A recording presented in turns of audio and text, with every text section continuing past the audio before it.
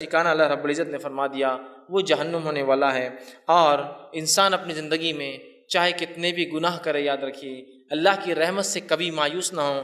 یقیناً آج کا میرا عنوان توبہ اور استغفار نہیں ہے۔ توبہ استغفار میں نے ایک تفصیلی بیان دیا، آپ اس کو دیکھ سکتے ہیں نیٹ پر اور DVD کی شکل میں۔ آج میرا عنوان ہے وہ اعمال جو گناہوں کو دھو دیتے ہیں۔ توبہ اور استغفار ایک الگ چیز ہے، وہ کرنے سے تو اللہ سب کچھ معاف کرتا ہے، لیکن ایسے بھی کچھ اعمال اللہ کے رسول صلی اللہ علیہ وسلم نے اور اللہ نے بتائے ہیں جو اعمال کرنے سے ہمارے گناہ دھل جاتے ہیں۔ آئیے ان اعمال کو میں ایک کے بعد ایک آپ کے سامنے رکھوں گا۔ ایسے کم و بیش 25 اعمال آج میں آپ کے سامنے رکھوں گا، 25، جس میں رسول اکرم صلی اللہ علیہ وسلم نے بہت زیادہ تعداد میں کیے گئے گناہ معاف کرنے کی بات کی، کچھ لمیٹڈ گناہ معافی کی بات ہوئی، اور کچھ گنتی کے گناہ معافی کی بات ہوئی کہ 100 گناہ یا اس طرح سے۔ تو میں آج آپ کے سامنے رکھوں گا، اور آخر میں 26واں ایک عمل ایسا رکھوں گا جو عمل ویسے ساری انسانیت کے لیے ہے، وہ مسلمانوں کے لیے نہیں، یاد رکھے، لیکن باقی مسلمانوں سے ہٹ کر دوسرے انسانوں کے لیے اگر وہ لوگ وہ عمل کریں گے تو ان کے بھی اگلے پچھلے سارے گناہ معاف ہو جائیں گے۔ وہ 26واں اور آخری عمل ہوں گا جو مسلمانوں کے لیے نہیں ہوں گا، غیر مسلم بھائیوں کے لیے ہوں گا ہمارے، تاکہ وہ بھی اگر کرتے ہیں تو ان کے گناہ بھی معاف ہو جاتے ہیں۔ بہرحال تو میں آپ کے سامنے آج 25 اعمال ایسے رکھوں گا جن اعمال کے کرنے پر گناہ کے معافی کی خوشخبریاں دی گئی ہیں، لیکن گناہ کے معافی کی خوشخبریاں اس شخص کے لیے ہرگز نہیں ہیں جو اب اعمال کو سن کے یہ سوچے کہ اب تو گناہ کرنے کا لائسنس مل گیا، اس لیے کہ اب گناہ معاف ہونے کا طریقہ معلوم ہو گیا۔ اگر میں آپ کو ایک اریزر دوں، ربر دوں، بچے ہوتے ہیں نا جب پینسل سے لکھتے ہیں تو ان کو اریزر ربر دیا جاتا ہے، اگر میں آپ کو اریزر دوں، ربر دوں کہ اس کو مٹا لیا جائے، ایک آدمی جو اکاؤنٹس کرتا ہے سمجھ لیجیے، اور وہ پین سے لکھ رہا ہے، پینسل سے لکھتا ہے اور غلطیاں ہوتی ہیں، تو وہ سوچتا ہے کاش کوئی ایسی چیز جس سے مٹا دوں۔ اب میں اس کو اریزر دے رہا ہوں کہ بھائی میرے اگر کچھ غلطی ہو تو اریزر سے مٹا لیا کرو۔ اب اس نے کیا سمجھا معلوم آپ کو؟ اریزر جب آ گیا اس کے بعد اس کو لگا کہ اب غلطیاں کرنا چاہیے، اس لیے کہ اریزر ہاتھ میں آ گیا ہے، جبکہ اریزر ربر اس لیے دیا گیا تھا غلطی ہو جائے تو مٹا لو۔ تو توبہ اور استغفار اس لیے نہیں ہے کہ آپ گناہ کریں ہم اور توبہ کریں، وہ اس لیے کہ غلطیاں ہو جائے تو ہم توبہ کریں، معصیت ہو جائے تو آج جو عمل میں رکھوں گا ان کا مقصد بھی یہ جو ہو جاتے ہیں انسان ہونے کے ناطے، اس کو کیسے مٹایا جائے ان گناہوں کو۔ آئیے سب سے پہلا عمل قرآن سے کچھ 5 عمل رکھوں گا اور 20 باتیں جو حدیث سے میں رکھوں گا جو میں ملتی ہے۔ پہلا عمل جو ہم کو کرنا ہے جو گناہوں کو مٹا دیتا ہے، جس کے تعلق سے اللہ رب العزت نے قرآن نے فرمایا ہے، اور وہ سورہ جو ہے انفال سورہ نمبر 8 آیت نمبر 20 میں اللہ نے فرمایا اور کہا ہے، وہ ہے اللہ کا تقوی اختیار کرنا۔ اللہ کا تقوی اختیار کرنا ایک ایسا عمل ہے جس سے اللہ رب العزت چاہے انسان کتنے ہی گناہ کرے ان گناہوں کو دھو دیتا ہے، یاد رکھیے، گناہوں کو مٹا دیتا ہے، گناہوں کو صاف کر دیتا ہے۔ اللہ رب العزت فرماتا ہے سورہ انفال سورہ نمبر 8 آیت نمبر 20 کے اندر کہتا ہے، یا ایھا الذین آمنوا ان تتقوا اللہ یجعل لکم فرقانا ویکفر عنکم سیئاتکم ویغفر لکم واللہ ذو الفضل العظیم۔ دیکھیے اللہ رب العزت نے کیا فرمایا اور کہا، یا ایھا الذین آمنوا، اے وہ لوگوں جو ایمان لائے ہو، تم اگر اللہ کا تقوی ڈر اختیار کرو گے، اللہ کا پاس و لحاظ اختیار کرو گے تو ہم تمہیں ایک فرق کرنے والی چیز عطا کریں گے، فرقان عطا کریں گے، فرق کرنے والی چیز عطا کریں گے۔ وَيُكَفِّرْ عَنْكُمْ سَيِّئَاتِكُمْ، اور تم سے تمہارے گناہوں کو معاف کر دیں گے۔ وَيَغْفِرْ لَكُمْ، اور تمہاری مغفرت کر دیں گے۔ وَاللَّهُ ذُو الْفَضْلِ الْعَظِيمِ، اور اللہ بہت بڑے فضل کا مالک ہے۔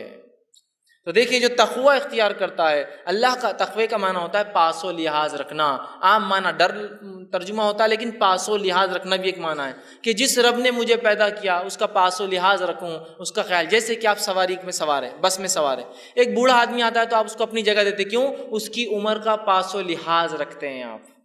تو اسی طرح اللہ کا تقوی مانے میرے رب نے مجھے پیدا کیا، اس کا میں پاس و لحاظ رکھوں، اور جو وہ کہتا ہے وہ کروں، جس سے روکتا ہے اس سے رکوں۔ تو کہا جو اللہ کا ڈر اختیار کرے گا، ایمان والو تم اگر اللہ کا ڈر اختیار کرو تو میں تمہیں ایک فرقان، فرق کرنے والی چیز عطا کروں گا، اور تمہارے گناہوں کو معاف کر دوں گا، اور جو ہے تمہاری مغفرت کر دوں گا، اور اللہ جو ہے بڑے فضل کا مالک ہے، اللہ رب العزت نے بیان کی۔ تو اس چیز کو ہمیں سمجھنے کی بے انتہا ضرورت ہے۔ اللہ کے تقوی کی بہت بہت بہت بڑی اہمیت یاد رکھی شریعت، جو کہ آج ہم بھول چکے۔ تقوی کے اتنے فائدے ہیں۔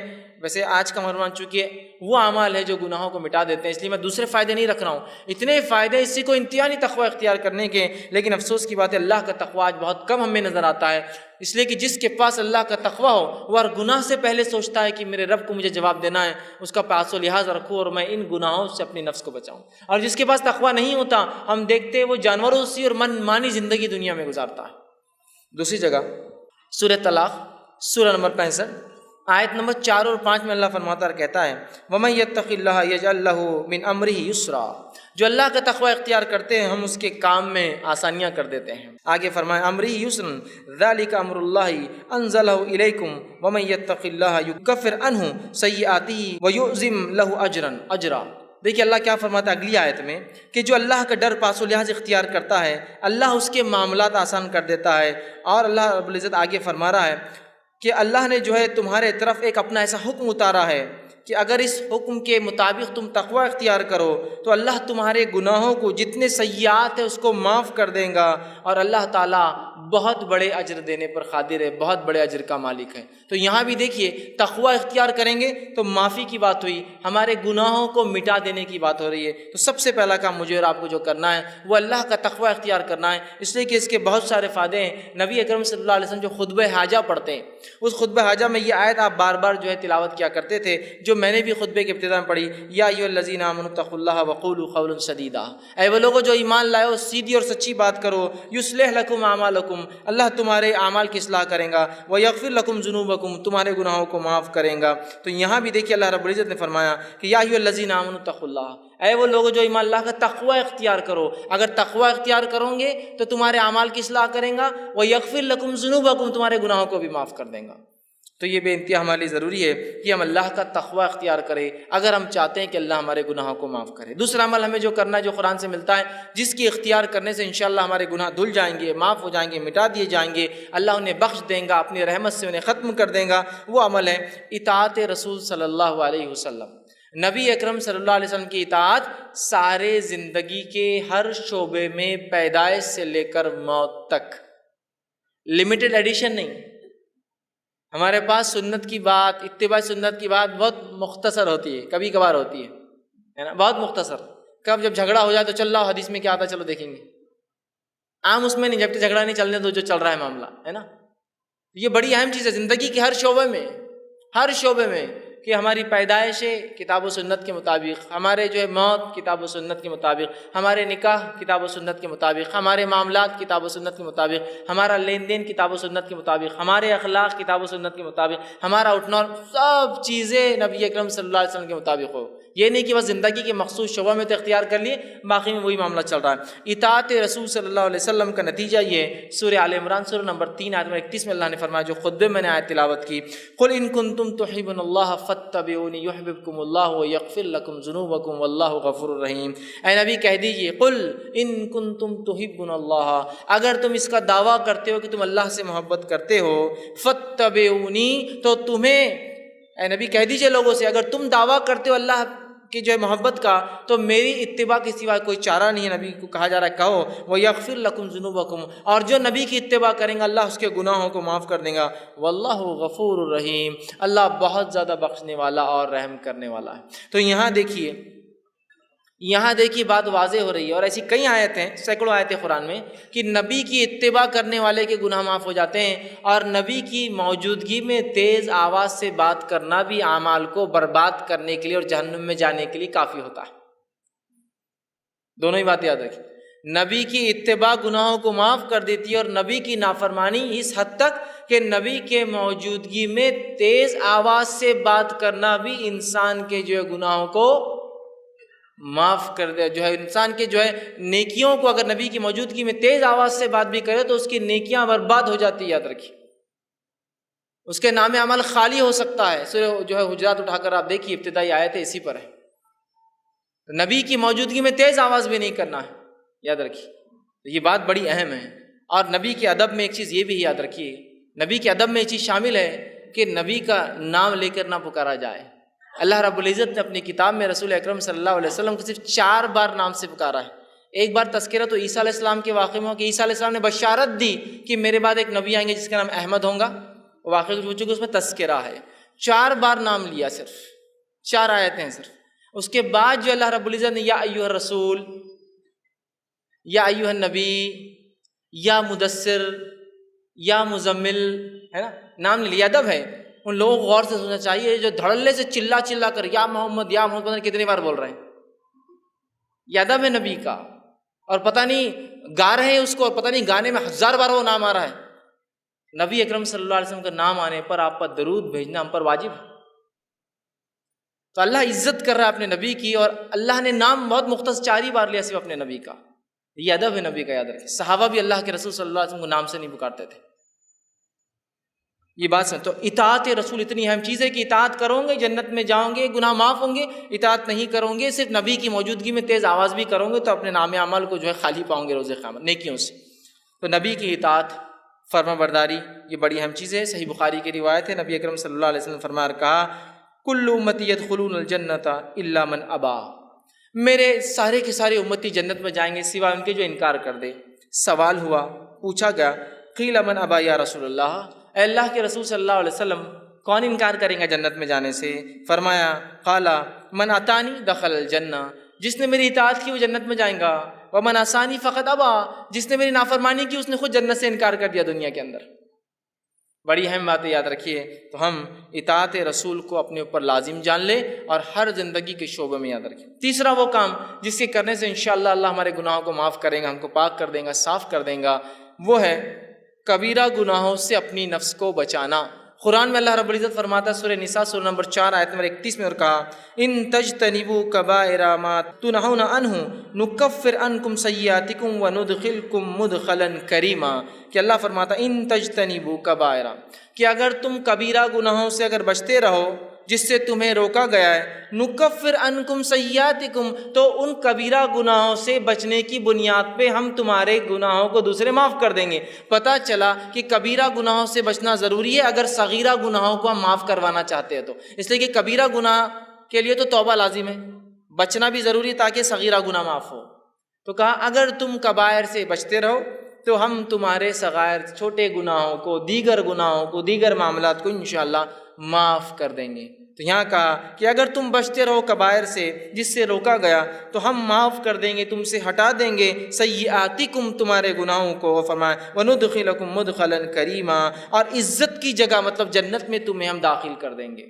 تو ہمیں اگر اللہ سے ہم چاہتے ہیں کہ ہمارا صغیرہ گناہ معاف ہو تو کبیرہ گناہوں سے ہمیں اپنے آپ کو بچانا ہے۔ صحیح مسلم کی روایت ہے، ابو ہریرہ رضی اللہ عنہ حدیث کے راوی فرماتے ہیں، غور سے سنیے، آپ نے فرمایا 5 نمازیں جمعہ سے لے کر جمعہ تک اور رمضان سے لے کر رمضان تک، مطلب ایک نماز سے دوسری نماز، ایک جمعہ سے دوسرا جمعہ، ایک رمضان سے دوسرے رمضان تک، آپ فرما رہے ہیں رمضان المبارک تک اپنے درمیانی گناہ جو وقفے میں ہوتے ہیں ان کو معاف کروا دیتے ہیں۔ ایک نماز سے دوسری نماز کی جو گناہ ہوتا ہے وہ معاف کروا دیتی ہے۔ ایک جمعہ سے دوسرا جمعہ آدمی جب تک پڑھتا ہے تو وہ جمعہ سے جمعہ تک ایک آنے والا جمعہ پچھلے گناہوں کو معاف کر دیتا ہے، اور ایک رمضان سے اگلے رمضان آنے تک جب انسان اس میں اچھے عمل کرتا ہے تو اللہ اس کے گناہوں کو سال بھر کے مطلب ڈیلی، ویکلی اور ایئرلی گناہ کیسے معاف ہوتے بتایا جا رہا، نماز سے نماز، جمعہ سے جمعہ، رمضان سے رمضان۔ تو آپ نے فرمایا گناہ معاف ہو جاتے ہیں، مطلب یہ معاف کروا دیتے ہیں۔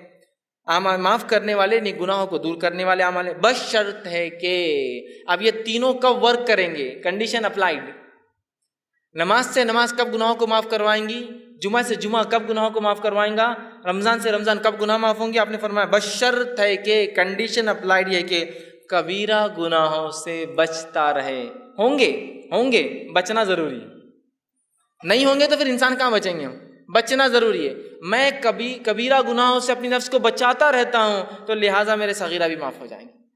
تو ایک نماز سے دوسری نماز، ایک جمعہ سے دوسرا جمعہ، ایک رمضان سے دوسرا رمضان، تب معافی ہوں گی جب ہم کبیرہ گناہوں سے بچتے رہیں۔ ورنہ بہت سارے لوگ ہوتے ہیں، یہ ہم لوگ ان باتوں کو سن لے جو حدیث میں آ رہی ہے، بہت اچھی باتیں ہیں، اور کبیرہ گناہ سے نہ بچے تو پھر یہ باتیں معافی نہیں دلوانے والی، اس لیے کہ کبیرہ گناہ جو ہے بغیر توبہ کے معاف نہیں ہوتے ہیں۔ اسی طرح چوتھا عمل جو قرآن میں آتا ہے کہ جو انسان اگر اختیار کرے تو اس کے گناہ پچھلے معاف ہو سکتے ہیں، جو خطا کاریاں، جو اس نے جو ہے برے کام، جو سیاہ اعمال وہ کر چکا ہے، جس سے اس کی زندگی پہ دھبے لگے ہیں، اور وہ اگر آخرت میں چلا جائے اس کا رب معاف نہ کرے تو وہ جہنم میں جائیں گا، وہ ہے سچائی کو اختیار کرنا، صدق کو اختیار کرنا، سچ کو اختیار کرنا۔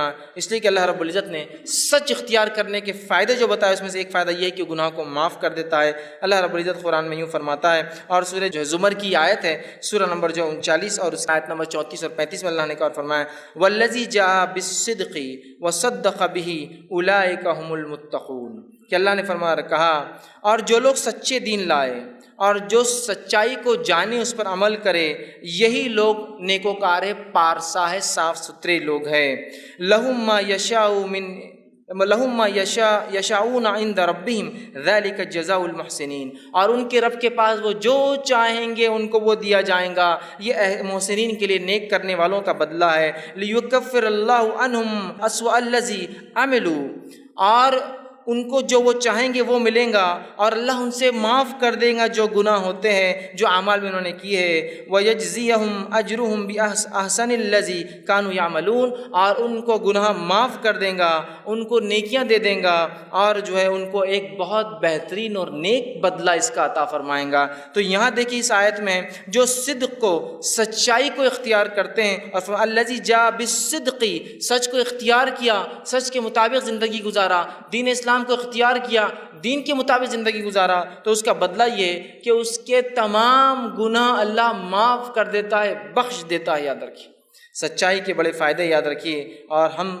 تمام لوگ جو اگر سچائی کو اختیار کرتے ہیں تو انشاءاللہ عزیز ہمارے گناہ معاف ہو جاتے ہیں۔ صحیح بخاری کی روایت ہے، عبداللہ ابن مسعود رضی اللہ عنہ حدیث کے راوی فرماتے اور کہتے ہیں، نبی اکرم صلی اللہ علیہ وسلم نے فرمایا، کہا سچ کو لازم پکڑو، کیونکہ سچ نیکی کی طرف رہنمائی کرتا ہے، اور نیکی جنت کی جانب رہنمائی کرتی ہے۔ اور آدمی سچ بولتا ہے اور سچ بولتا ہے اور سچ بولتا ہے، حتیٰ کہ اس کا نام سچوں میں لکھ دیا جاتا ہے۔ اور پھر آگے آپ نے فرمایا کہا، اور یاد رکھو جھوٹ سے بچو، اس لیے کہ جھوٹ برائی کی طرف لے جاتا ہے، اور برائی جہنم کی طرف لے جاتی ہے۔ انسان جھوٹ بولتا ہے اور جھوٹ بولتا ہے اور جھوٹ بولتا ہے، اور اس کا نام کذاب، جھوٹوں میں لکھ دیا جاتا ہے۔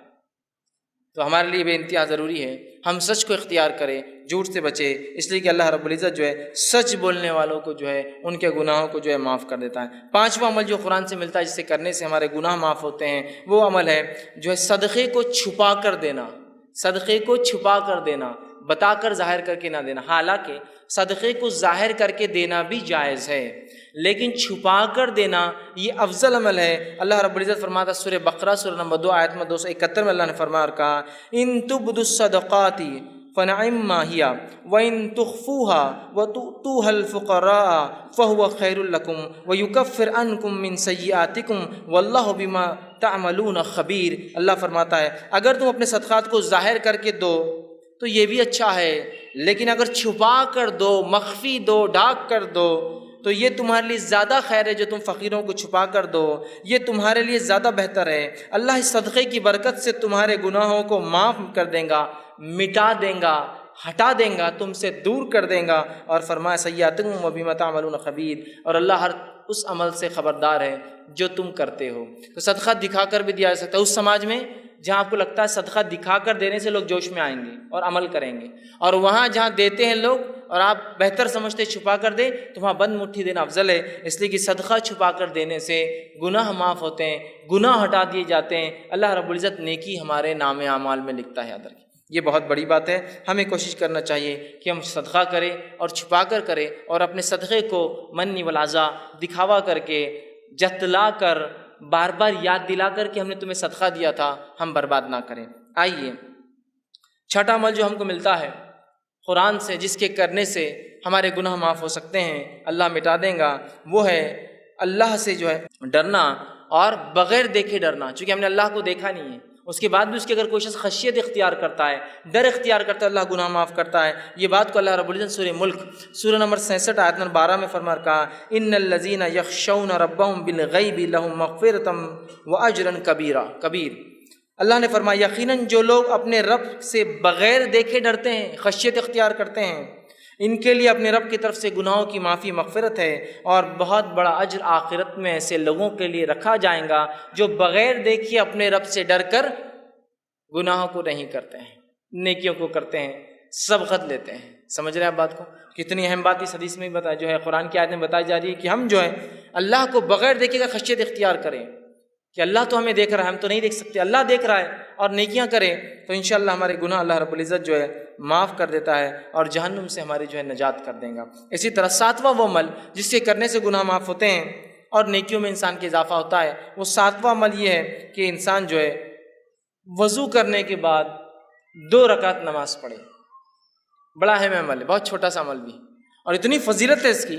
صحیح بخاری کی روایت ہے، آپ صلی اللہ علیہ وسلم نے فرمایا اور کہا، حدیث کے الفاظ دیکھیے ایسے ہیں کہ آپ صلی اللہ علیہ وسلم کے تعلق سے عثمان رضی اللہ عنہ فرماتے ہیں، اور ان کے غلام اس حدیث کو روایت کرتے ہیں جن کا نام حمران تھا، وہ کہتے ہیں کہ عثمان ابن عفان رضی اللہ عنہ نے ایک مرتبہ وضو کا پانی منگوایا، میں نے وضو کا پانی لایا، آپ نے وضو کو اچھی طرح کیا، پہلے اپنے ہاتھوں کو 3 بار دھویا، پھر جو ہے کلی کی اور ناک میں پانی 3 بار لیا، پھر چہرے کو 3 بار دھویا، پھر سیدھے ہاتھ کو کونیوں تک اچھے سے 3 بار دھویا، پھر الٹے ہاتھ کو کونیوں تک 3 بار اچھے سے دھویا، پھر سر کا مسح کیا، کانوں کا خلال کیا، اور اس کے بعد اپنے دونوں پیر، سیدھے پیر الٹے پیر کو ٹخنے تک دھوئے، اور اس کے بعد فرمایا اور کہا کہ جو شخص ایسا وضو کرے 3 بار جس طرح سے میں نے بتایا ہے، اور فرمایا اور اس کے بعد 2 رکعت نماز پڑھ لے، اس کو تحیۃ الوضو کہتے ہیں، یہ کر لے ایسا عمل وضو مکمل، پھر جا کے 2 رکعت نماز پڑھے، اس کو تحیۃ الوضو کہتے ہیں۔ تو وہ فرماتے ہیں، رسول اکرم صلی اللہ علیہ وسلم نے فرمایا کہ اللہ اس کے پچھلے تمام گناہ معاف کر دیتا ہے۔ لیکن اس حدیث میں ایک بات اور جو اضافی آتی ہے، دوسری روایتوں میں الفاظ آتے ہیں، وہ یہ ہے کہ وہ 2 رکعت نماز پڑھے وضو کے بعد، اور ایسی پڑھے کہ دل میں دوسرے کوئی خیالات نہ آئے، کوئی خیالات نہ آئے کہ یہ کیا ہو رہا ہوگا، وہاں کیا ہو رہا، بزنس سے کیا، یہاں جائے، کوئی خیال نہ آئے، تو اس کے پچھلے سارے گناہ معاف کر دی جاتے ہیں۔ لیکن ایک بات میں یہاں ضرور رکھنا چاہوں گا، وہ یہ ہے کہ یہ تمام صغیرہ گناہ معاف ہوتے ہیں، کبیرہ گناہ بغیر توبہ کے معاف نہیں ہوتے، یہ بات یاد رکھ لیجیے، اس کے لیے توبہ ضروری ہے، اور بندوں کا حق ہے تو بندے سے معافی بھی ضروری ہوتی ہے، لیکن یہ صغائر سارے معاف ہو جائیں گے، صرف ایک عمل دیکھیے، اچھے سے وضو کرنا پرفیکٹلی، اور جا کے 2 رکعت نماز پڑھنا تحیۃ الوضو، گناہ سارے اس کے معاف ہو جائیں گے۔ اسی طرح جو ہے صحیح بخاری کی روایت ہے، جو حضرت عثمان رضی اللہ عنہ جب وضو کر چکے تو کہنے لگے کہ تم کو ایک حدیث سناتا ہوں، مطلب انہوں نے وضو کیا اور حدیث سنائی دوسرے لوگوں کو، اور کہا رسول اکرم صلی اللہ علیہ وسلم نے جو ہے میرے سامنے ایسا وضو کیا، اور کہا جو شخص اچھے سے اس طرح سے وضو کرے، اور پوری حدیث ان کو سنائی، اور اچھی طرح وضو کرنے کے بعد 2 رکعت نماز پڑھے، تو اس نے جتنے گناہ کیے ہوں گے اس نماز کی وجہ سے دوسری نماز تک، مطلب ایک نماز سے دوسری نماز تک وہ سارے گناہ بھی معاف، مطلب ایک انسان نے وضو کیا، وضو کرنے کے بعد ایک نماز پڑھی، سمجھ لیجیے تحیۃ الوضو نہیں، ایک نماز پڑھی، اگر یہ نماز کے بعد پھر دوسری بار وہ مسجد میں آتا ہے، پھر اچھے سے وضو کرتا ہے اور نماز پڑھتا ہے، تو یہ نماز سے وہ نماز تک بھی اس سے گناہ معاف ہو جاتے ہیں، اور اوپر والی روایت میں تھا کہ سارے گناہ معاف ہو جاتے ہیں۔ تو دیکھیے کتنی بڑی باتیں بتائی جا رہی ہے صرف وضو کر کے اچھے سے نماز پڑھنے پر۔ 8واں پوائنٹ جس کے کرنے سے 8ویں بات جس سے حدیث میں آتا ہے کہ گناہ معاف ہو سکتے ہیں، وہ یہ ہے کہ نماز کے لیے اچھے سے وضو کرنا، جہاں وضو کے بعد نماز پڑھنا گناہ کو معاف کرتا ہے، وہیں اپنی ذات سے وضو کرنا بھی گناہوں کو معاف کرتا ہے، یاد رکھیے، جہاں اچھے سے وضو کر کے نماز پڑھنا ثواب دیتا ہے، وہیں صرف اچھے سے وضو کرنا بھی انسان کے گناہ معاف کر دیتا ہے۔ اس سے ایک بات جو پتہ چل رہی ہے، اور بھی حدیث ابھی آگے آ رہی ہے جو پتہ چلیں گے، وہ یہ ہے یہ تمام باتیں اس شخص کے لیے جو مسجد آتا ہے اور نماز پڑھتا ہے۔ نمازی جو نہیں ہے اس کے لیے سارے دروازے بند ہو جاتے ہیں۔ دیکھیے خود دیکھیں وضو کون کرے گا؟ جو نماز پڑھتا ہے۔ تحیۃ الوضو کون پڑھے گا؟ جو نماز پڑھتا ہے۔ تحیۃ المسجد کون پڑھے گا؟ جو نماز پڑھتا ہے۔ نفل اور مؤکدہ اور فرض کون پڑھے گا؟ جو نماز پڑھتا ہے نا؟ تو یہ ثواب سارے نمازیوں کے لیے۔ اب جو آدمی نماز نہ پڑھتا ہو تو اندازہ لگائے اس کے گناہ کتنے بڑھ رہے ہیں، اور صاف کرنے کا کوئی راستہ ہی نہیں ہے اس کے پاس۔ تو مسجدوں سے اپنا رشتہ جوڑ لے، ہم یاد رکھیے، تاکہ جانے انجانے میں جو گناہ ہو رہے سب معاف ہوتے جائیں گے ایک کے بعد ایک۔ کہ تو ایک وضو کرا، اچھے سے 2 رکعت پڑھی، سارے گناہ معاف۔ ایک وضو کے بعد نماز پڑھی، اگلے وضو کے بعد نماز پڑھی تو بیچ کے گناہ معاف۔ ساری باتیں تو نمازیوں کے تعلق سے آ رہی ہیں۔ آئیے وضو خود کرنے سے بھی گناہ معاف ہو جاتے ہیں، اللہ رب العزت گناہوں کو معاف کرتا ہے۔ صحیح مسلم کی روایت ہے، رسول اکرم صلی اللہ علیہ وسلم کے تعلق سے ابو ہریرہ رضی اللہ عنہ فرماتے اور کہتے ہیں، کیا میں تمہاری رہنمائی نہ کروں ایسے کاموں پر جن کی وجہ سے اللہ تعالیٰ تمہارے گناہوں کو مٹا دے؟ اللہ کے رسول نے فرمایا، کیا تمہاری رہنمائی کروں، میں گائیڈنس کروں تمہارا ایسے اعمال کی طرف جن کے کرنے سے اللہ تمہارے گناہوں کو مٹا دے گا، اور ان کے درجات بھی بلند کریں گا، تمہارے مقامات بھی بلند کریں گا؟ اور لوگوں نے کہا، اللہ کے رسول صلی اللہ علیہ وسلم کیوں نہیں، آپ ذرا بتائیے۔ تو آپ صلی اللہ علیہ وسلم نے فرمایا اور کہا، وضو کا پورا کرنا جو ہے سختی اور تکلیف میں، وضو کو اچھے سے کرنا کمپلیٹ، سختی اور تکلیف سے مراد سردی کے دن ہے، پانی ٹھنڈا ہے، گرمی کے دن ہے، پانی گرم آ رہا ہے، اوپر ٹھنڈا گرم ہو چکا ہے دن بھر میں، ہے نا، ہوتا ہے نا۔ تو سردی اور گرمی میں، چونکہ ہم جس علاقے میں ہوتے ہیں ہم کو گرمی کا وضو نہیں معلوم، سردی کا وضو معلوم، صرف تکلیف دہ ہوتا ہے بہت۔ گرمی کا وضو بھی اگر آپ کو دیکھنا ہے تو آپ کبھی دیکھ سکتے ہیں۔ ایک مرتبہ میرا راجستھان کا سفر ہوا پروگرامز کے سلسلے میں، وہاں میں گیا، ایک مقام پہ اترا تو صاحب مجھ سے کہنے لگے، آپ کیا غسل لیں گے؟ تو میں نے کہا ہاں، بہت سفر میں تھکان ہو گئی، بڑا پسینہ، گرمی تھی۔ تو کہا بیٹے برف کی سیل ڈال دو وہ بکیٹ کے اندر جا کر۔ وہ پریشان ہوں گے، برف کی سیل بکیٹ میں کیوں ڈال دو؟ اور واقعی میں انہوں نے اچھا کیا تھا، برف کی سیل ڈالی تھی بکیٹ میں، ورنہ وہ پانی اتنا گرم تھا کہ آپ ہاتھ بھی نہیں لگا سکتے اس کو، چونکہ گرمی کی وجہ سے وہاں سردی میں جتنا ٹھنڈا ہوتا ہے تو گرمی میں پانی اتنا 50 ڈگری 60 ڈگری تک چلا جاتا ہے گرم۔ آپ اسے نہ وضو کر سکتے ہیں نہ اسے نہا سکتے ہیں۔ تو یہاں آپ نے فرمایا تکلیف اور مشقت میں، چاہے سردی کی وجہ سے ہو چاہے گرمی کی وجہ سے ہو، اچھا وضو کرتا ہو، پرفیکٹ وضو۔ یا ایک معنی یہ بھی ہو سکتا ہے بیمار ہے، بہت مشکل ہوتی ہے کچھ حصوں پہ کرنا، پھر بھی وہ اچھے سے کرتا ہے رک کر انتظار کر کے۔ یا ایک معنی یہ بھی ہو سکتا ہے معذور ہے، بہت تکلیف ہوتی ہے کہ پھر بھی اچھے سے وضو کرتا ہے اپنے رب کو راضی کرنے کے لیے۔ تو کہا تکلیف میں، حدیث کے الفاظ سے تکلیف ہے، باقی سردی کی ہو سکتی ہے، گرمی کی ہو سکتی ہے، معذوری کی ہو سکتی ہے، بیماری کی ہو سکتی ہے، اور مسجد کی طرف جو ہے اپنے قدم بڑھاتا ہے جاتا ہے۔ تو آپ نے فرمایا کہا قدموں کی جو ہے کثرت ہونا اور ایک نماز کے بعد دوسری نماز کا انتظار کرنا، جو ہے یہ فرمایا کہ جو شخص اچھے سے وضو کرے اور مسجد کی طرف جائے، مطلب کثرت سے مسجد کی طرف جاتا ہے اور ایک نماز سے دوسری نماز کا انتظار کرتا ہے، یہ تینوں لوگوں کے گناہ معاف کر دی جاتے ہیں۔ کون؟ پہلا انسان اچھے سے پرفیکٹ وضو کرنے والا، دوسرا کثرت سے پیدل مسجد جانے والا، اور تیسرا فرمایا ایک نماز کے بعد دوسری نماز کا انتظار کرنے والا۔ ان کے گناہوں کے تعلق سے فرمایا آپ نے یہ گناہ معاف کر دی جاتے ہیں۔ آپ نے صحابہ سے پوچھا کیا بتاؤں؟ صحابہ نے کہا بتائیے۔ آپ نے بتایا گناہ معاف کرنے والے اعمال ہیں۔ دیکھیے یہ باتیں بھی سب نمازیوں کے لیے، پھر یہ بڑی اہم بات ہے، ہم لوگ بس نماز سے جڑ جائیں، مسجدوں سے رشتہ جڑ جائے ہمارا، بس پھر انشاءاللہ عزیز بہت ساری مغفرتیں تو یہیں آتی رہیں گی، بہت سارے اعمال کی معافی ہوتے رہیں گی۔ اسی طرح جو ہے صحیح مسلم کی ایک بہت لمبی روایت ہے، اس روایت کے آخری الفاظ ایسے ہیں، ایک صحابی تھے جو اللہ کے رسول صلی اللہ علیہ وسلم کے پاس آئے، جن کا نام عمرو بن جو ہے ابسا تھا، اور یہ آ کر ایمان قبول کرتے ہیں، غیر مسلم تھے، ایمان قبول کیا، اسلام قبول کیا۔ اسلام قبول کرنے کے بعد اللہ کے رسول بہت ساری باتیں کی، بہت لمبی حدیث ہے۔ حدیث کے آخر میں ایک جملہ آتا ہے، انہوں نے پوچھا اور کہا میں نے عرض کیا اے اللہ کے رسول صلی اللہ علیہ وسلم مجھے وضو کے بارے میں کچھ بتائیے۔ نبی اکرم صلی اللہ علیہ وسلم نے فرمایا جب تم میں سے کوئی اللہ کا بندہ وضو کا پانی لے کر کلی کرتا ہے اور ناک میں ڈالتا ہے تو اس کے جتنے گناہ منہ سے اور ناک سے ہوئے سارے معاف کر دیے جاتے ہیں۔ تم میں سے کوئی شخص جب وضو کرتا ہے، کلی کرتا ہے، ناک صاف کرتا ہے تو منہ سے ہونے والے اور ناک سے ہونے والے گناہ جو ہے اس کے نتنیوں سے ہونے والے گناہ سب جھڑ جاتے ہیں۔ پھر جب وہ منہ دھوتا ہے جیسے اللہ نے اسے حکم دیا ہے تو چہرے کے سارے گناہ اس کے دھل جاتے ہیں، ٹپک جاتے ہیں، جھڑ جاتے ہیں۔ پھر اپنے ہاتھوں کو جب کونیوں تک دھوتا ہے تو کونیوں تک دھونے سے جو پانی ٹپکتا ہے سارے گناہ ہاتھوں کے جھڑ جاتے ہیں۔ پھر اس کے بعد آپ نے فرمایا کونیوں تک دھوتا ہے تو گناہ اس کے ہاتھوں سے جو ہے انگلیوں کے پور کے راستے سے سارے گناہ جھڑ جاتے ہیں۔ پھر جب سر کا مسح کرتا ہے تو سر اور بالوں سے ہونے والے تمام گناہ جو پانی نترتا ہے اس سے ختم ہو جاتے ہیں۔ پھر جب پیر دھوتا ہے اور انگلیوں کا خلال کرتا ہے تو پیر سے ہونے والے تمام گناہ جو ہے اس میں ختم ہو جاتے ہیں۔ تو دیکھیے وضو کے بعد نمازی نہیں، خالی وضو کرنا بھی سارے گناہوں کو معاف کر دیتا ہے۔ تو ہم کوشش کریں اپنے وضو کو ہم پرفیکٹلی کریں۔ آئیے اس کے آگے بڑھتے ہیں۔ نواں وہ کام جسے کرنے سے ہمارے گناہ معاف ہو جاتے ہیں وہ ہے سورۃ الفاتحہ جب نماز میں پڑھی جاتی ہے تو اس کے بعد آمین کا کہنا۔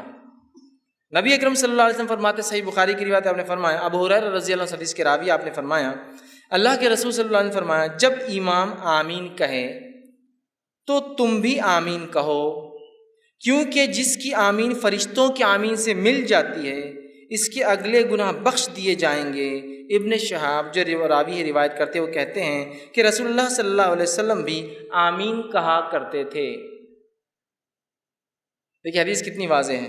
ابو ہریرہ رضی اللہ عنہ فرماتے ہیں اللہ کے رسول صلی اللہ علیہ وسلم نے فرمایا جب امام آمین کہے تو تم بھی آمین کہو۔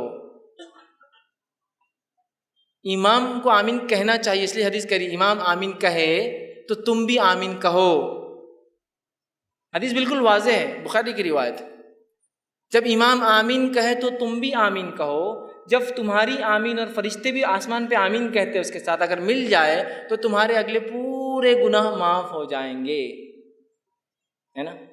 دوسری ایک حدیث میں آپ نے فرمایا اور کہا جو صحیح مسلم کی روایت ہے، ابو ہریرہ رضی اللہ عنہ کے راوی اور کہتے ہیں رسول اللہ صلی اللہ علیہ وسلم نے فرمایا جب کوئی تم میں سے آمین کہے تو فرشتے آسمان پر آمین کہتے ہیں، پس اگر بندے کی اور فرشتوں کی آمین مل جائے تو اس کے اگلے گناہ بخش دیے جاتے ہیں، گناہ معاف کر دیے جاتے ہیں۔ کتنی اہم بات ہے نا۔ اب ہم میں سے بہت سارے لوگ آمین بولتے ہی نہیں، تعصب کی بنیاد پر، لا علمی کی بنیاد پر، جہالت کی بنیاد پر۔ یہ تو بات بہرحال ہو سکتی ہے، بہت سے لوگ اختلاف کرتے ہیں آمین تیز بولا جائے ہلو بولا جائے، لیکن جو آیت جو حدیث ہے بخاری کی واضح ہے جب امام آمین کہے تو تم بھی آمین کہو۔ مطلب امام کو کہنا چاہیے، اسی طرح اللہ کے رسول فرمایا جب امام کہے تو تم بھی کہو۔ ہے نا. اور اللہ کے رسول خود کہتے تھے، اس لیے صحابہ نے سنا، پیچھے کہتے تھے تبھی تو سنا نا. اب کچھ لوگ کہتے نہیں وہ ہلو سے کہنا چاہیے. ٹھیک ہے، اس بات کو بھی اگر میں مان لوں، for the sake of argument بولتے ہیں نا، بحث کے تک ٹھیک ہے، بات مان لیں کہ ہلو کہنا چاہیے، لیکن ہلو ہو یا تیز ہو کہنا تو ہے نا. لیکن ہلو ہے اور تیز ہو کہنا تو ہے نا. اب دیکھیے ہمارے پاس کیا ہو رہا ہے، غیر المغضوب علیہم ولا الضالین آمین انا اعطیناک الکوثر فصلی. اب اس میں تیز اور ہلو آمین کہاں ہے؟ چلیے آپ کہہ رہے کہ نہیں ہلو کہنا، ٹھیک ہے ہلو بولیں گے، لیکن آپ نے تو رکا ہی نا، ایسی گاڑی لے گئے کہ وہ اسپیڈ بریکر سے بھی سیدھا چلے گئے. غیر المغضوب علیہم ولا الضالین، ٹھیک ہے آپ زور سے نہیں بولنا چاہتے، لیکن بولنا تو ہے نا، دل میں بھی رکنا تو پڑے گا نا. بھاگ گئے آپ دوسری صورت کی طرف. امام کو چاہیے کہ وہ امامت کے ادب سیکھے. نبی اکرم صلی اللہ علیہ وسلم کی واضح حدیث ہے، اتنی بڑی فضیلت کو آپ چھوڑ دیتے اتنے آسانی سے. جہاں فضائل ثابت نہیں وہاں تو من مانے فضائل گڑھے جا رہے ہیں کہ یہاں سے کچھ لوگ گئے تو اللہ نے پورے خبر والوں کی مغفرت کر دیا. تم کو کیسے پتا چلا؟ رسول اللہ صلی اللہ علیہ وسلم تو چلے گئے، وہی تو بند ہو گئی، آج کیسے پتا چلا کہ فلاں لوگ فلاں جگہ سے گزرے تو اللہ نے پورے مردوں کی والے مغفرت کر دی؟ تھا آپ کو کیسے پتا چلا؟ تو جو فضائل نہیں آپ بیان کرتے رہو، جو موجود ہے کہ تم آمین کہو جب امام آمین کہے، اس لیے کہ اگر تمہاری آمین فرشتوں کے آمین سے ملتی ہے تو تمہارے گناہ معاف ہوں گے. یہ بات کچھ ذرا سمجھ میں نہیں آتی ہم کو. کسی کو ڈسٹرب ہو جاتی نماز اس کی، اور انہیں بولا نماز ڈسٹرب ہو جاتی آمین کہنے سے. میرے بھائی اللہ کے رسول صلی اللہ علیہ وسلم کا فرمان ہے، میری اور آپ کی بات نہیں ہے نا، میری اور آپ کی بات نہیں ہے. یہ رسول اکرم صلی اللہ علیہ وسلم فرمان ہے، اور کئی روایتیں ہیں. چلیے آپ بولتے ہلو بولنا چاہیے، لیکن ٹائم تو دیجیے ہلو بولنے کے لیے، ولا الضالین کے بعد، تو تاکہ وہ کہے آمین. دل میں کہنے کو بھی تو ٹائم لگتا ہے نا. ان آتے ہیں شروع ہوگا آپ دوسرا ہی سیدھا. تو بہرحال ایک بہت عمل پھر اہم ہم چھوڑ دے رہے. اس کا مطلب 10واں وہ عمل جس کے کہنے سے گناہ معاف ہو جاتے وہ عمل ہے جب امام کہے سمیع اللہ لمن حمیدہ تو پھر مقتدی کہے ربنا ولک الحمد کہنا چاہیے. اس کی بڑی فضیلت صحیح بخاری کی روایت آپ نے فرمایا کہ جب امام کہتا سمیع اللہ لمن حمیدہ تو جو آپ نے فرمایا کہے تو تم مطلب مقتدی جو پیچھے پڑھتے ہیں اللہم ربنا لک الحمد یہ کہو. تو اگر یہ کہنا فرشتوں کے کہنے سے مل جاتا ہے، مطلب فرشتے بھی یہ کہتے ہیں آسمان مل جاتا ہے، تو آپ نے فرمایا تمہارے اگلے سارے گناہ معاف ہو جاتے ہیں. آمین پہ کہا پچھلے سارے گناہ معاف ہوتے ہیں، اس پہ کہا اگلے سارے گناہ معاف ہو جاتے ہیں. مطلب آپ نے سورہ فاتحہ پڑھی، آمین کا گناہ اگلے معاف ہو گئے، جس کے بعد سمیع اللہ لمن حمیدہ ربنا لک الحمد پڑھا، پچھلے گناہ معاف کرا لیے اپنے. کتنی اہم فضیلت ہے نا یاد. تو ہمیں سمیع اللہ لمن حمیدہ کے بعد ربنا لک الحمد بھی کہنا چاہیے، یاد رکھیے. ٹھیک ہے، اس کی بھی بڑی فضیلت ہے، اور اس کے لیے بات بتایا گیا کہ پچھلے گناہ معاف ہو جاتے ہیں. اسی طرح 11ویں بات جو بتائی گئی جس کے کرنے سے عمل کرنے سے گناہ معاف ہوتے وہ یہ ہے کامل توجہ کے ساتھ جمعے کا ادا کرنا، پورے خشوع اور خضوع کے ساتھ جمعہ پڑھنا، جمعے کی نماز پڑھنا. مطلب یہ ہفتے والے گناہ کیسے معاف ہو وہ آئی بات ہے. وہ روز کے گناہ تھے، مطلب نماز سے نماز تھے. اب ویکلی گناہ کیسے معاف ہو سکتے ہیں ہمارے جمعے سے جمعہ. آپ صلی اللہ علیہ وسلم فرمایا کہا، بخاری کی روایت ہے، سلمان فارسی رضی اللہ عنہ حدیث کے راوی ہے، وہ کہتے ہیں کہ اللہ کے رسول صلی اللہ علیہ وسلم فرمایا کہا جو آدمی جمعے کے دن غسل کرتا ہے اور اتنا پرفیکٹ جہاں جہاں تک ہاتھ جاتا ہے اپنے آپ کو اچھے سے صاف کرتا ہے، اچھے سے دھوتا ہے، پھر فرمایا صفائی کرتا ہے جہاں تک بھی ہاتھ جاتا ہے، پھر اپنے تیل میں سے تیل لگاتا ہے، مطلب اپنے بالوں میں تیل لگاتا ہے، پھر اپنے گھر والوں کی خوشبو میں سے خوشبو لگاتا ہے، مطلب اگر میسر نہ ہو خود کی نہ ہو تو گھر والوں کی خوشبو بھی لگا سکتا ہے لے کر خوشبو لگاتا ہے، عطر لگاتا ہے. پھر کہتے ہیں پھر نکلے اور مسجد میں آئے اور اگلی صفوں میں بیٹھے، آگے بیٹھے جا کر. اس کے بعد جو ہے 2 آدمیوں کو الگ نہ کرے، مطلب پیٹ انگال کے نہ جائے، 2 آدمیوں کو الگ نہ کرے، اگلی صف میں جا کے بیٹھے، اور اس کے بعد جتنی نماز اس کے مقدر میں ہوتی نماز کو ادا کرے، مطلب جتنی ہو سکتی نفل پڑھے، سنت و نوافل کا اہتمام کرے. جب امام خطبہ دیتا ہے تو خاموش رہ کر غور سے اس کے خطبے کو سنے کہ وہ کیا کہہ رہا ہے، اور اس کے بعد جمعہ ادا کرے. تو ایسے انسان کے ایک جمعہ سے لے کر دوسرے جمعہ تک تمام گناہ معاف ہو جاتے ہیں. جمعہ پڑھنا ہے خشوع اور خضوع کے ساتھ، ویکلی گناہ معاف کروا لینا ہے، اچھے سے نہا جہاں جا کر ہاتھ جا سکتا ہے، تیل لگایا، خوشبو، دیکھیے کوئی بھی ایسی چیز نہیں جو آپ بولیں ارے بہت مشکل کام دکھ رہا ہے اس میں سے، کچھ بھی نہیں. پھر تیل لگایا، خوشبو لگائی، مسجد گئے، اگلی صفوں میں بیٹھے، لوگوں کو انگالا نہیں، مطلب خالی جگہوں میں سے گئے، اس کے بعد 2 لوگوں کو الگ نہیں کیا، نزدیک بیٹھے، خود خطیب کو غور سے دیکھا، سنا، جمعہ پڑھی، تو ایک جمعہ سے دوسرے جمعہ اس کے سارے گناہ معاف ہو جاتے ہیں. کتنی بڑی بات بتائی جا رہی ہے. اسی طرح جو 12واں عمل جو ہے جس سے گناہ معاف ہوتے ہیں وہ یہ ہے کہ جو ہے نماز گناہوں کو مٹانے والی چیز. نماز خود بذات ایسا وضو کر کے نماز پڑھنا ہے، وضو کرنا گناہ مٹاتا ہے، نماز بھی گناہوں کو مٹاتی ہے. صحیح مسلم کی روایت ہے، نبی اکرم صلی اللہ علیہ وسلم فرمایا، عبداللہ بن مسعود رضی اللہ عنہ اس حدیث کے راوی وہ کہتے ہیں اور فرماتے ہیں، ایک آدمی رسول اللہ صلی اللہ علیہ وسلم کے پاس آیا اور عرض کیا، اے اللہ کے رسول صلی اللہ علیہ وسلم، میں نے ایک عورت کے ساتھ زنا چھوڑ کر باقی سب عمل کیا ہے، صرف زنا نہیں کیا. حدیث کے الفاظ دیکھیے، اس نے کہا، یا رسول اللہ صلی اللہ علیہ وسلم، ایک عورت سے میں نے مزہ اٹھایا مدینہ کے کنارے، اور میں نے سوائے جماع کے اس کے ساتھ سب کچھ کیا، زنا چھوڑ کر باقی سب کچھ کیا. آپ میرے بارے میں حکم لگا دیجئے، سزا دے دیجئے، کیا میری سزا ہوتی ہے گناہ کی؟ ٹھیک. اللہ کے رسول جو ہے صلی اللہ علیہ وسلم کے ساتھ حضرت عمر کھڑے تھے. کہا، حضرت عمر نے کہا، جس گناہ کو تم نے چھپ کر کیا تھا کاہے کو آ کر بتایا لوگوں کے سامنے، توبہ کر لیتے اپنے رب سے خاموشی میں. زنا کی تو سزا ہے، اس کی کوئی حکم نہیں ہے نا، یہ تو گناہ ہے، اس کے لیے توبہ کرنا ہے. تو کہا جو گناہ تم نے چھپ کر کیا تھا اب کاہے لوگوں کے سامنے تم نے آ کر بتایا، چھپا لیتے. ٹھیک ہے. تو وہ شخص وہاں سے چلا گیا. رسول اکرم صلی اللہ علیہ وسلم نے اس کو واپس بلایا، کہا ادھر آؤ. وہ شخص واپس لوٹ کر آیا، اور واپس آنے کے بعد آپ نے کہا، اس شخص کو کہا اور فرمایا اور کہا، چونکہ وہ شخص آیا تھا اور اللہ کے رسول کے ساتھ نماز بھی پڑھی تھی، چونکہ اس کی آگے کی تفصیلی روایت آگے آ رہی ہے، وہ میں انشاءاللہ وہ بھی رکھتا ہوں. تو آپ نے فرمایا، کہا اقم الصلاۃ طرفا النہار وزلفا من اللیل، کہ نماز قائم کرو دن کے وقت اور رات کے حصے میں. ان الحسنات یذہبن السیئات، اس لیے کہ نیکیاں گناہوں کو دور کر دیتی ہے. ذالک ذکر للذاکرین، اور یہ قرآن ایک ذکر ہے ان لوگوں کے لیے جو نصیحت حاصل کرتے ہیں، ذکر کرنے والے ہیں. تو یہاں دیکھیے کہا ان الحسنات یذہبن السیئات، نیکیاں جو ہے گناہوں کو مٹا دیتی ہے. چونکہ اس شخص نے نماز پڑھی تھی، آپ نے اشارہ کر دیا نماز پڑھو، مطلب اب تم رب سے اگر معافی مانگنا چاہتے ہو اپنے گناہوں کی تو کثرت سے نماز پڑھو. اسی جو ہے واقعے کے آگے اور تفصیلات صحیح مسلم میں آتی ہے. وہ تفصیلات ایسی آتی ہے کہ ایک شخص نبی اکرم صلی اللہ علیہ وسلم مسجد نبوی میں آیا، آپ کے ساتھ آپ بیٹھے ہوئے تھے صحابہ کے ساتھ.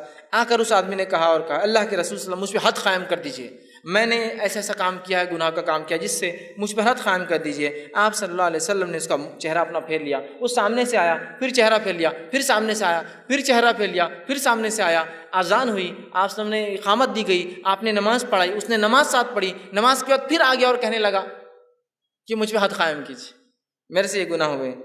تب اللہ کے رسول صلی اللہ علیہ وسلم اس سے کہا اور پوچھا، جس وقت تو گھر سے نکلا تھا تو کیا تو نے اچھی طرح وضو کیا تھا؟ جب تو یہاں کے لیے آیا تھا مجھ سے ملنے، تو نماز کا وقت بھی تھا، تو نے گناہ کیا تھا، وضو کر کے آیا؟ تو اس نے کہا کیوں نہیں، میں نے کیا تھا اللہ کے رسول صلی اللہ علیہ وسلم. پھر فرمایا کہ ہمارے ساتھ تو نے نماز بھی پڑھی؟ تو اس نے کہا ہاں میں نے آپ کے ساتھ نماز بھی پڑھی ہے. تو آپ نے فرمایا، کہا اللہ نے جو ہے تجھے بخش دیا ہے اور تیری کوئی حد نہیں، اللہ نے تجھے معاف کر دیا ہے، تیری کوئی حد نہیں، یاد رکھی. تو یہ روایت اس طرف اشارہ کر رہی ہے کہ انسان جس سے گناہ ہو جاتے ہیں، گناہ ہوئے ہیں جو پاسٹ میں پچھلی زندگی میں اس نے کیے ہیں، اب لوگوں کے سامنے جا کر رسوا ہونے کی ضرورت نہیں ہے. اپنے رب کے سامنے کثرت سے نماز ادا کریں، کثرت سے نماز پڑھیں، اس لیے کہ نمازیں ان الحسنات یذہبن السیئات، نیکیاں گناہوں کو دھو ڈالتی ہے، مٹا دیتی ہے. تو ہم نماز کی دیکھیے کتنی فضیلت ہے. اس لیے میں نے شروع میں کہا تھا نماز پڑھنے والوں کے بڑے فائدے، اس لیے کہ وہ بہت ساری فضیلتوں کا فائدہ یوں ہی اٹھا لے رہے بغیر سوچے سمجھے. اسی طرح صحیح بخاری کی روایت ہے، رسول اللہ صلی اللہ علیہ وسلم فرمایا، کہا کہ جو فرشتے اس شخص کے لیے دعا کرتے رہتے ہیں جو اپنی نماز کی جگہ اس وقت تک بیٹھا ہوتا ہے، جیسا جہاں نماز پڑھی اور وہیں بیٹھا ہوتا ہے جب تک کہ جو ہے اس کا وضو ٹوٹ نہ جائے. فرشتے اس کے لیے مغفرت کی دعا کرتے ہیں، اللہ اس کو معاف کر، اس کو بخش دے، اس پر رحم کر. جب کوئی وضو کرتا ہے، مسجد آتا ہے، نماز پڑھتا ہے اور جس جگہ نماز پڑھی وہیں بیٹھا ہے، ذکر کر رہا ہے، اذکار کر رہا ہے، تب جب تک وہ وضو میں رہتا ہے تب تک فرشتے اللہ کے دعا کرتے ہیں، اللہ اسے معاف کر، اس پر رحم کر، اس کی مغفرت کر، اس کو بخش دے. نماز پڑھنا ایک بہت بڑا عمل ہے، یاد رکھیے اس کو ہم کریں، یہ معاف کر. اسی طرح 13واں وہ عمل جس کے کرنے سے اللہ سبحانہ تعالیٰ ہمارے گناہوں کو معاف کرتا ہے، وہ یہ ہے، اتنا آسان عمل ہے کہ جس کی کوئی انتہا نہیں، یاد رکھیے اس عمل کی. اور نبی اکرم صلی اللہ علیہ وسلم نے اس عمل کے تعلق سے ہمیں بتایا، صحیح بخاری کی روایت ہے. حدیث کے الفاظ دیکھیے اس طرح سے، بخاری کی روایت آپ نے فرمایا، ابو ہریرہ اس کے راوی اور وہ کہتے ہیں رسول اللہ صلی اللہ علیہ وسلم فرمایا اور کہا، جو شخص دن میں 100 مرتبہ سبحان اللہ و بحمدہ کہتا ہے، جو شخص دن میں 100 مرتبہ سبحان اللہ و بحمدہ کہتا ہے، اس کے گناہ مٹا دیے جاتے ہیں، خواہ سمندر کی جھاگ کے برابر ہو. صرف 100 مرتبہ کیا پڑھتا ہے؟ سبحان اللہ و بحمدہ. اپنے رب کی پاکی جو شخص 100 مرتبہ دن میں سے بیان کرتا ہے اس کے تمام گناہ معاف کر دی جاتے ہیں، حتیٰ کہ اگر وہ گناہ سمندر کی جھاگ کے برابر بھی ہو۔ یہ تمام باتیں صغائر کے تعلق سے، صغیرہ گناہوں کے تعلق کتنے بھی ہو، سبحان اللہ و بحمدہ 100 مرتبہ پڑھے، گناہ معاف۔ صحیح بخاری کی دوسری روایت اس میں ابو ہریرہ رضی اللہ عنہ فرماتے اللہ کے رسول صلی اللہ علیہ وسلم فرمایا اور کہا، اور آپ نے فرمایا 2 کلمے ایسے ہیں جو رحمان کو بڑے پیارے ہیں، زبان پر بہت ہلکے ہیں اور میزان میں بہت بھاری پڑیں گے، سبحان اللہ و بحمدہ و سبحان اللہ العظیم۔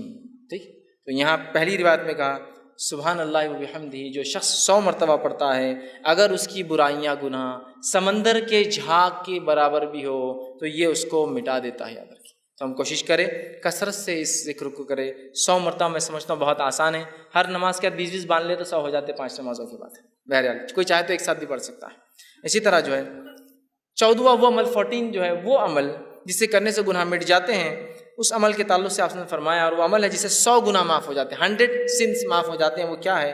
ابو ہریرہ رضی اللہ عنہ فرماتے، صحیح بخاری کی روایت، آپ نے فرمایا اور کہا، جو شخص لا الہ الا اللہ وحدہ لا شریک لہ لہ الملک ولہ الحمد وہو علی کل شیء قدیر، ایک دن میں 100 بار کہتا ہے لا الہ الا اللہ وحدہ لا شریک لہ لہ الملک ولہ الحمد وہو علی کل شیء قدیر، عام زبان میں اس کو چوتھا کلمہ بولتے ہیں۔ جو شخص اس کو 100 مرتبہ پڑھتا ہے تو آپ نے فرمایا اس کا ثواب کیا ہے؟ 10 گردن آزاد کرنے کا ثواب، 10 غلاموں کو آزاد کرنے کا ثواب، 100 نیکیاں لکھی جاتی، 100 اس کے بارے میں جو ہے جس کو کہیں گے گڈ ڈیڈز لکھے جاتے ہیں، نیکیاں لکھی جاتی ہیں۔ پھر فرمایا اس کی 100 نیکیاں لکھی جاتی ہے اور 100 برائیاں اس کی مٹا دی جاتی ہے، اور شیطان کے وسوسوں سے، شکنجے سے، اس کے جو ہے بہکانے سے، پھسلانے سے وہ شخص جو ہے شام تک محفوظ رہتا ہے۔ جب سے پڑھا صبح سے لے کر شام تک محفوظ رہتا ہے۔ دیکھیے کتنا آسان کلمہ ہے، اس کلمے کو جو 100 مرتبہ 10 غلام آزاد کرنے کا ثواب، 100 نیکیاں لکھ دی جاتی ہے، 100 برائیاں مٹ جاتی ہے، اور اس صبح سے لے کر شام تک شیطانی پورے حملوں سے وہ اپنے نفس کو محفوظ کر لیتا ہے۔ تو ہم کوشش کریں کثرت سے جو ہے اس کلمے کو پڑھیں، بہت آسان ہے یاد رکھیں۔ اسی طرح 15واں عمل جس کے پڑھنے سے جو ہے گناہ معاف ہوتے جو حدیث میں آتا ہے وہ یہ ہے نماز کے بعد تسبیحات کا کہنا۔ نماز کے بعد تسبیحات کہنا صحیح مسلم کی روایت ہے، آپ صلی اللہ علیہ وسلم فرمایا اور کہا، جو شخص ہر نماز کے بعد 33 مرتبہ سبحان اللہ، 33 مرتبہ الحمدللہ اور 33 مرتبہ اللہ اکبر کہتا ہے، جو کہ 99 ہوتے ہیں، اور پھر 100 کہتا ہے، مطلب 100ویں بار کہتا ہے لا الہ الا اللہ وحدہ لا شریک لہ لہ الملک ولہ الحمد وہو علی کل شیء قدیر، وہ پچھلا کلمہ جو تھا، تو آپ نے فرمایا کہ اس کی جو ہے ساری خطائیں معاف کر دی جائیں گی، اگرچہ سمندر کے جھاگ کے برابر کیوں نہ ہو، پورے اس کے گناہ معاف کر دی جاتے ہیں، چاہے سمندر کے جھاگ کے برابر کیوں نہ ہو۔ کتنا آسان ہے نا، 33 مرتبہ سبحان اللہ، 33 مرتبہ الحمدللہ، 33 مرتبہ اللہ اکبر، آخر میں کہنا ہے لا الہ الا اللہ وحدہ لا شریک لہ لہ الملک ولہ الحمد وہو علی کل شیء قدیر۔ اور رسول اکرم صلی اللہ علیہ وسلم ہر نماز کے بعد یہ کیا کرتے تھے، آپ کا یہ معمول تھا، یاد رکھیے، عادت شریفہ تھی کہ ہر نماز کے بعد یہ ذکر و اذکار، اور بھی ہے لیکن اس میں یہ بھی شامل آپ ہمیشہ کیا کرتے تھے۔ ہم بھی کوشش کریں کہ ہر نماز کے بعد معمول بنا لیں کہ ہم ان تسبیحات کو جو ہے پڑھیں۔ 16واں وہ عمل جس سے کرنے سے گناہ معاف ہونے کی جو بشارت دی گئی، بات بتائی کہ وہ یہ نیک لوگوں کی مجلس میں بیٹھنا، اللہ کا ذکر جہاں ہو رہا ہے اس مجلس میں بیٹھنا، یہ ہے اس کا ثواب یہ کہ اس سے بھی پچھلے گناہ معاف کر دی جاتے ہیں، انسان کی مغفرت کر دی جاتی ہے۔ صحیح مسلم کی روایت ہے، بہت لمبی حدیث، ابو ہریرہ رضی اللہ عنہ حدیث کے راوی ہے، اس حدیث کے اندر ہے کہ فرشتے جو ایسی مجلسوں کو ڈھونڈتے رہتے ہیں جہاں اللہ کا ذکر ہوتا ہے، جب وہ ایسی مجلسوں کو پا لیتے تو ایک دوسرے کو اشارہ کرتے ہیں کہ ویسی مجلس مل گئی جہاں اللہ کا ذکر ہو رہا ہے، اور پھر سارے فرشتے آ جاتے ہیں اور وہ فرشتے جمتے جاتے ہیں، حتیٰ کہ جو ہے بہت اوپر تک جو آسمان تک جو فرشتے جو قطار در قطار جو جم جاتے ہیں، اور جو ہے اس کے بارے میں پھر جو ہے اللہ رب العزت ان سے پوچھتا ہے، حالانکہ اللہ کو پتہ ہوتا ہے کیا ہے، تو اللہ پوچھتا ہے کہ میرے بندوں کو کیسے پایا، وہ کیا کر رہے تھے؟ تو کہا اللہ وہ جو ہے تجھ سے جنت کا سوال کر رہے تھے، اور کیا کس چیز سے پناہ مانگ رہے تھے؟ اے اللہ وہ تیرے بندے جو جمع تھے وہ جہنم سے پناہ مانگ رہے تھے۔ تو اللہ رب العزت فرشتوں کو گواہ بنا کر کہتا ہے، اے فرشتوں تم اس چیز پہ گواہ رہنا کہ میں نے ان بندوں کو جو ہے بخش دیا ہے، ان کو جو ہے معاف کر دیا ہے۔ تو فرشتے کہتے ہیں اللہ، اس مجلس میں ایک شخص ایسا تھا جو اپنے کام کے لیے آیا تھا اور آ کر بس آیا تھا یوں ہی بیٹھ گیا، تو اللہ رب العزت فرماتا ہے کہ یہ بندو میں نے اس کو بھی معاف کر دیا، اس لیے کہ ایسی مجلس میں بیٹھنے والا بے نصیب نہیں ہو سکتا، بد نصیب نہیں ہو سکتا۔